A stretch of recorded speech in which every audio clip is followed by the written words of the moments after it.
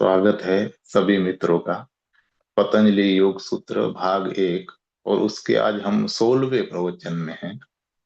प्रवचन का नाम है मैं एक नूतन पथ का प्रारंभ हूँ। और पेज नंबर है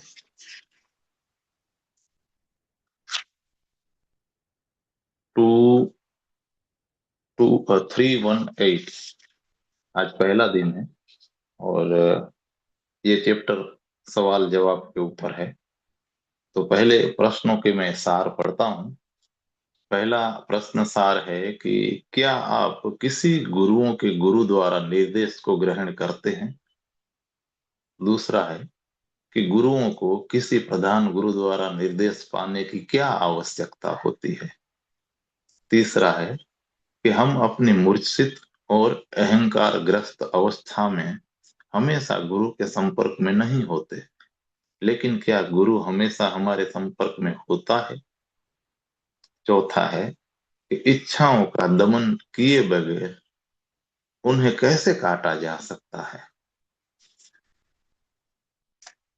तब प्रश्न जवाब शुरू होता है। तो साधक पूछते हैं कि भगवान, क्या आप किसी गुरुओं के गुरु द्वारा निर्देश को ग्रहण करते हैं। भगवान कहते हैं कि मैं किसी प्राचीन मार्ग पर नहीं हूं, अतः कुछ बातें जो हैं उसे समझ लेनी है। मैं महावीर की भांति नहीं हूं जो 24 तीर्थंकरों के लंबे क्रम के अंतिम छोर थे। वे 24वें थे। अतीत में पिछले 23 में से प्रत्येक तीर्थंकर गुरुओं का गुरु हो गया था, भगवान हो गया था, उसी मार्ग पर, उसी विधि से, उसी जीवन क्रम से और उसी उपाय से। तो प्रथम तीर्थंकर थे ऋषभ और अंतिम थे महावीर। ऋषभ के पास निर्देश लेने को अतीत में कोई न था। मैं महावीर की भांति नहीं, मैं ऋषभ की भांति हूँ। मैं एक परंपरा का आरंभ हूँ, अंत नहीं। बहुत आ रहे होंगे इसी मार्ग पर, इसलिए मैं निर्देशों के लिए किसी की प्रतीक्षा नहीं कर सकता, और ऐसा होना संभव भी नहीं है।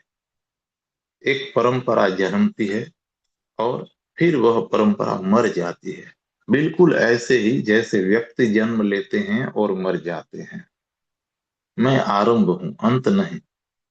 जब कोई श्रृंखला के मध्य में होता है या अंत में होता है, तो वह गुरु के मूल गुरु से निर्देश को प्राप्त करता है।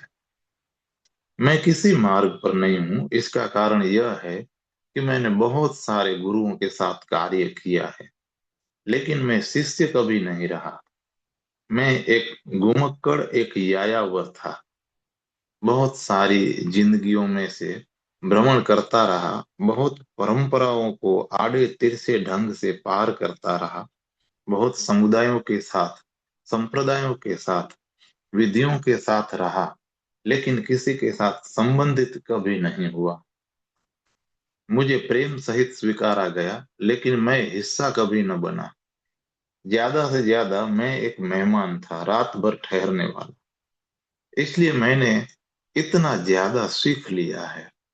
तुम एक मार्ग पर इतना ज्यादा नहीं सीख सकते, यह बात असंभव है।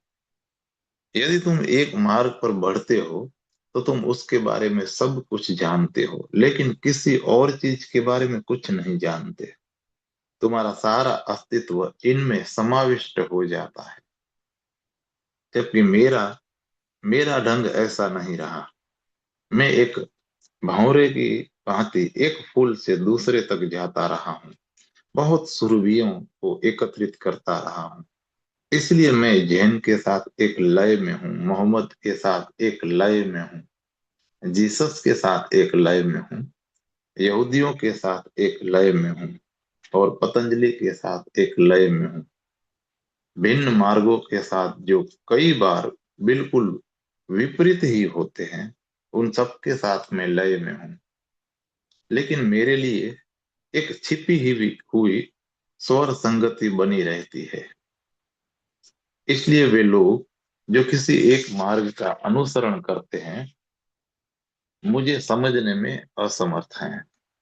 वे एकदम चकरा जाते हैं, हक्के बक्के रह जाते हैं। वे किसी एक विशिष्ट तर्क को जानते हैं, एक विशिष्ट ढांचे को। यदि बात उनके ढांचे में ठीक बैठती है तो वह ठीक होती है, यदि वह ठीक नहीं बैठती है तो वह गलत होती है। उनके पास सीमित और संकुचित कसौटी होती है।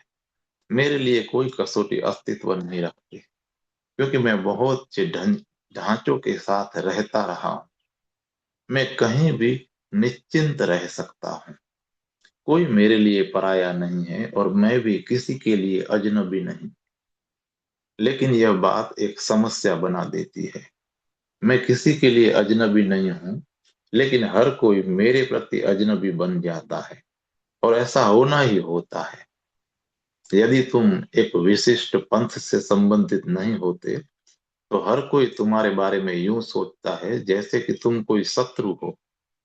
हिंदू मेरे विरुद्ध होंगे, ईसाई मेरे विरुद्ध होंगे, यहूदी जैन मेरे विरुद्ध होंगे, और मैं किसी के विरुद्ध नहीं, क्योंकि वे अपना ढांचा मुझ में नहीं पा सकते। इसलिए वे मेरे विरुद्ध हो जाएंगे। और मैं किसी एक ढांचे की बात नहीं कर रहा, बल्कि मैं ज्यादा गहरे ढांचे के बारे में कह रहा हूँ, जो सारे ढांचों को पकड़े रखता है।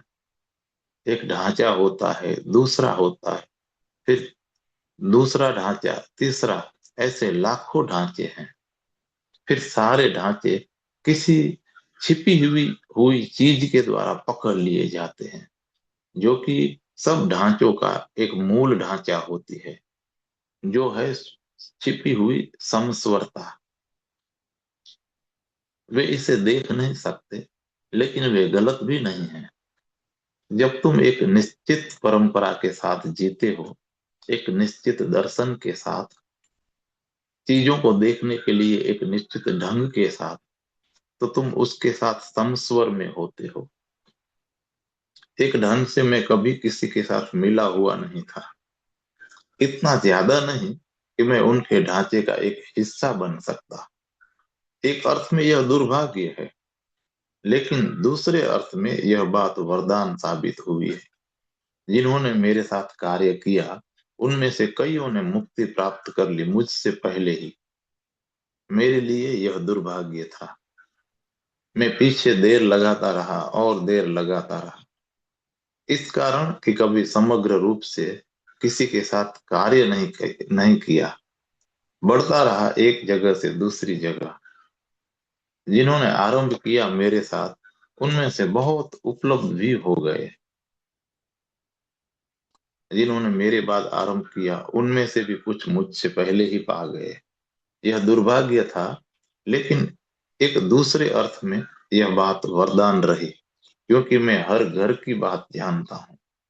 हो सकता है मैं किसी घर से संबंधित न हूं, लेकिन मैं परिचित हूँ हर किसी से। इसलिए मेरे लिए कोई गुरुओं का प्रधान गुरु नहीं है। मैं कभी शिष्य न था। गुरुओं के गुरु निर्देशित होने के लिए तुम्हें किसी निश्चित गुरु का शिष्य होना पड़ता है, तब तुम निर्देशित किए जा सकते हो, तब तुम जान लेते हो उस भाषा को। अतः मैं किसी के द्वारा निर्देशित नहीं किया जाता हूँ, बल्कि बहुतों के द्वारा मदद पाता हूँ। इस भेद को समझ लेना है। मैं निर्देश मैं निर्देशित नहीं होता, मैं ग्रहण नहीं करता इस प्रकार की आज्ञाएं, यह करो या कि वह मत करो, बल्कि मैं बहुतों के द्वारा मदद पाता हूँ।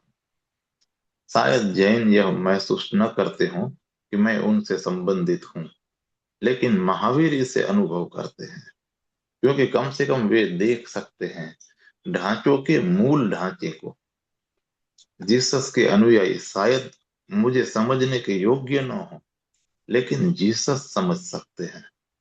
तो मैं बहुतों से पाता रहा हूं मदद, इसलिए बहुत लोग विभिन्न स्रोतों से आ रहे हैं मेरे पास। इस समय तुम खोजियों का ऐसा समूह इस पृथ्वी पर कहीं और नहीं पा सकते। यहूदी हैं, ईसाई हैं, मुसलमान, हिंदू, जैन, बुद्ध, सभी हैं। संसार भर से आए हुए हैं, और भी बहुत ज्यादा जल्दी ही आते होंगे। तो बहुत सारे गुरुओं से मिलने वाली मदद है यह।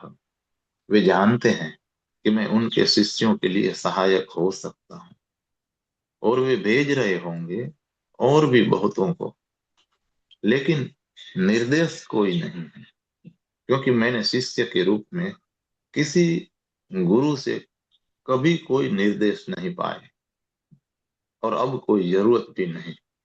वे तो बस मदद भेज देते हैं, और वह बेहतर है। मैं ज्यादा स्वतंत्र अनुभव कर पाता हूँ। कोई इतना स्वतंत्र नहीं हो सकता है जितना कि मैं। यदि तुम महावीर से निर्देश ग्रहण करते हो, तो तुम इतने स्वतंत्र नहीं हो सकते जितना कि मैं हूँ। एक जैन को जैन ही रहना पड़ता है।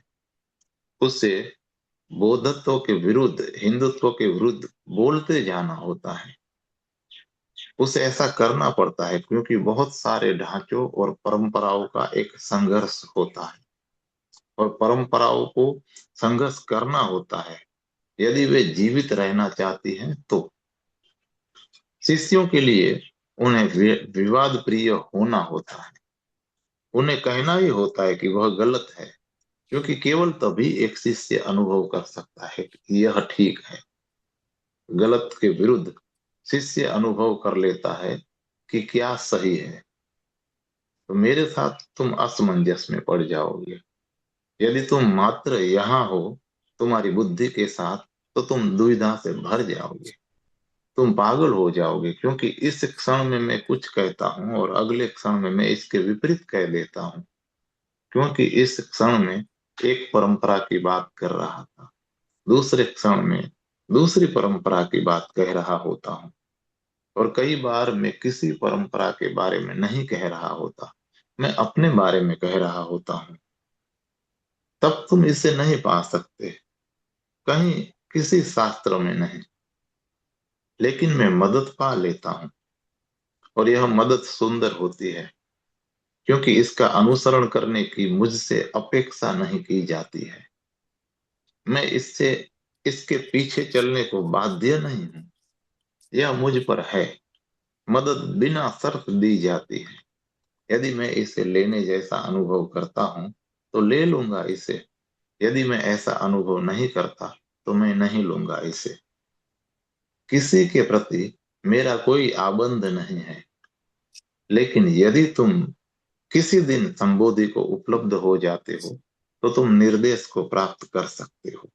यदि मैं देह में न रहूं, तब तुम मुझसे निर्देश प्राप्त कर सकते हो। ऐसा सदा घटता है पहले व्यक्ति के साथ। जब परंपरा प्रारंभ होती है, यह एक प्रारंभ होता है, यह एक जन्म होता है। और तुम जन्मने की प्रक्रिया के निकट होते हो। और यह सुंदरतम बात होती है जब कोई चीज जन्म लेती है, क्योंकि तब यह सर्वाधिक जीवंत होती है। धीरे धीरे जैसे कि बच्चा बढ़ता है, तो वह बच्चा मृत्यु के और निकट पहुंच रहा होता है। तो परंपरा सबसे ज्यादा ताजी होती है जब वह जन्मती है। इसका एक अपना ही सौंदर्य होता है जो अतुलनीय होता है, बेजोड़ होता है। जो लोग ऋषभ को सुनते थे, प्रथम जैन तीर्थंकर को, उनकी गुणवत्ता अलग थी। जब लोगों ने महावीर को सुना, परंपराओं का, तब वो परंपरा हजारों वर्ष पुरानी हो गई थी। वह तो बस मरने के किनारे पर ही थी। महावीर के साथ ही वह मर गई। जब किसी परंपरा में और गुरु उत्पन्न नहीं होते हैं, तब वह मृत हो जाती है। और इसका अर्थ होता है कि परंपरा अब और आगे नहीं बढ़ रही। जैनों ने इसे बंद कर दिया। 24वें के बाद वे बोले कि अब और गुरु नहीं, और तीर्थंकर नहीं। नानक के साथ होना सुंदर था, क्योंकि कुछ नया बाहर आ रहा था, गर्भ से, ब्रह्मांड से। तो यह बच्चों को पैदा होते देखने जैसा ही था। यह रहस्य है, अज्ञात का ज्ञात में अवतरित होना, अमूर्त का मूर्त स्वरूप में आना। यह ओस के कणों के समान ताजा है। जल्दी ही हर चीज ढक जाएगी धूल से। जल्दी ही, जैसे जैसे समय गुजरता है, चीजें पुरानी पड़ती चली जाएंगी। लेकिन सिखों के 10वें गुरु के समय तक, 10वें गुरु तक चीजें मृत हो गई। तब उन्होंने श्रृंखला बंद होने की घोषणा की और वे बोले कि अब और गुरु नहीं, अब धर्म ग्रंथ स्वयं ही होगा गुरु। इसलिए सिख अपने धर्म ग्रंथ को कहते हैं गुरु ग्रंथ। अब और व्यक्ति वहां नहीं होंगे, अब तो बस मरा हुआ शास्त्र ही गुरु होगा। और जब कोई शास्त्र मृत हो जाता है तब वह व्यर्थ हो जाता है। और ना ही केवल व्यर्थ हो जाता है, वह विषैला हो जाता है। किसी मरी हुई चीज को अपने में मत आने दो, वह विष उत्पन्न करेगी। यह तुम्हारी समस्त व्यवस्था को विनष्ट कर देगी। यहाँ कुछ नया जन्मा है, यह एक प्रारंभ है, यह ताजा है। लेकिन इसीलिए यह बहुत कठिन भी है इसे समझना। यदि तुम गंगोत्री पर जाते हो, गंगा के स्रोत तक, तो यह इतना छोटा होता है, वहां ताजा होता है निसंदेह। फिर कभी गंगा इतनी ताजी नहीं होगी, क्योंकि जब यह बहती है तो बहुत सारी चीजें एकत्रित कर लेती है, संचित कर लेती है, और अधिक गंदी होती जाती है। काशी में यह सबसे अधिक गंदी होती है। लेकिन वहां तुम इसे कह सकते हो पवित्र गंगा, क्योंकि अब यह इतनी बड़ी हो गई होती है, यह इतनी अधिक बढ़ती जाती है। अब एक अंधा आदमी भी इसे देख सकता है।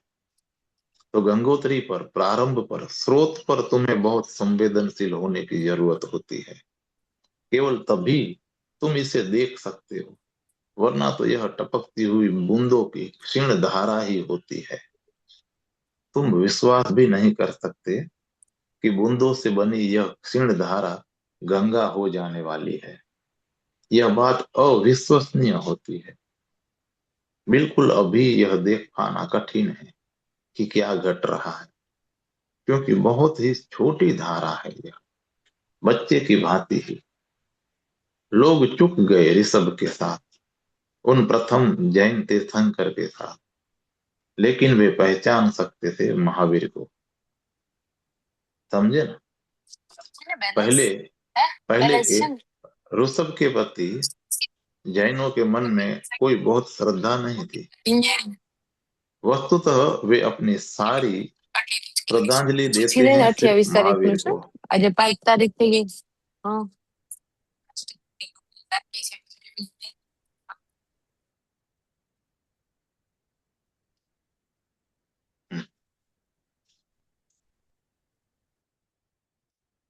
वस्तुतः तो वे अपनी सारी श्रद्धांजलि देते हैं महावीर को। तथ्य यह है कि पश्चिमी मन के अनुसार महावीर प्रवर्तक है जैन धर्म के। क्योंकि भारत में महावीर पर इतनी श्रद्धा रखी जाती है, तो कैसे दूसरे अनुभव कर सकते हैं कि कोई और है प्रवर्तक। ऋषभ विस्मृत हो गए हैं, कोई दंत कथा हो गए हैं, भुलाए जा चुके हैं। शायद वे हुए हों, शायद न हुए हों। वे ऐतिहासिक नहीं प्रतीत होते, वे धुंधले अतीत के हैं।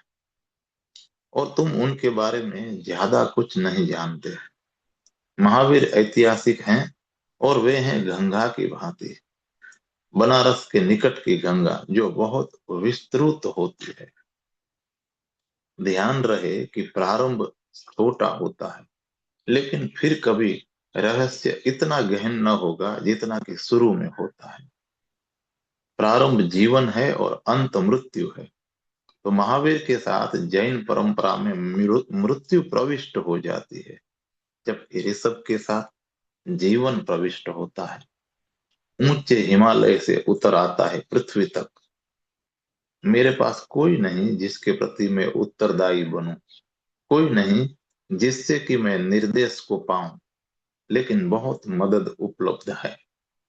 और यदि इसे तुम इसकी समग्रता में लेते हो, तब यह उससे कहीं बहुत ज्यादा है जो कि कोई गुरु बता सकता है। जब मैं पतंजलि के विषय में बोल रहा होता हूँ, तो पतंजलि सहायक होते हैं। मैं ठीक उसी तरह बोल सकता हूँ जैसे कि वे यहाँ बोल रहे होते। वस्तुतः मैं नहीं बोल रहा हूँ, ये कोई व्याख्या नहीं है। यह तो मेरा स्वयं मेरा उपयोग है, माध्यम की भांति।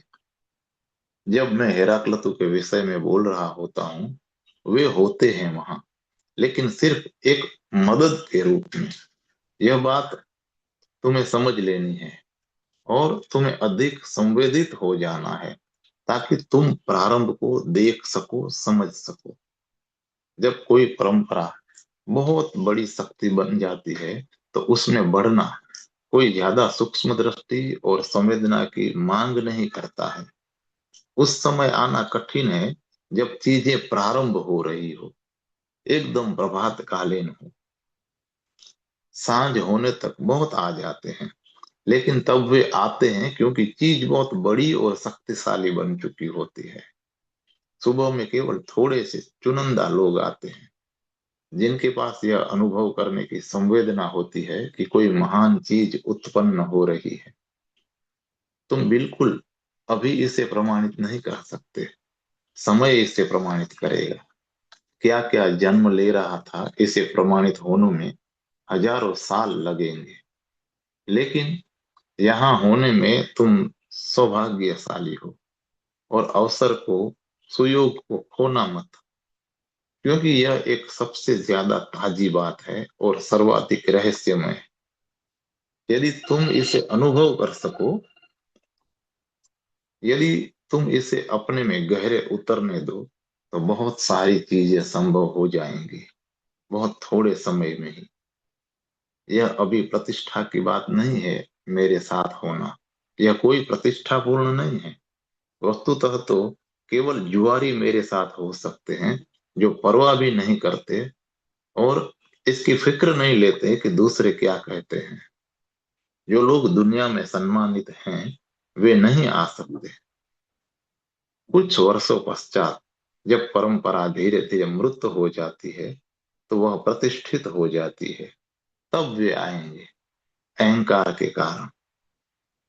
तुम यहाँ अहंकार के कारण नहीं हो, बल्कि मेरे साथ इसलिए हो क्योंकि कम से कम अहंकार के लिए प्राप्त करने को यहाँ कुछ नहीं है। तुम गंवाओगे। ऋषभ के साथ केवल वही व्यक्ति बहे थे जो जीवंत थे और साहसी थे और निर्भीक और जीवट थे। महावीर के साथ थे महावीर के साथ थे मृत व्यापारी, जुआरी नहीं। इसलिए जैन लोग व्यापारी समुदाय बन चुके हैं। उनका सारा समाज व्यापारी समाज है। वे और कुछ नहीं करते सिवाय व्यापार के। व्यापार संसार की सबसे कम साहसिक बात है। इसलिए व्यापारी लोग कायर बन जाते हैं। पहले से ही वे कायर थे, इसीलिए वे व्यापारी बने।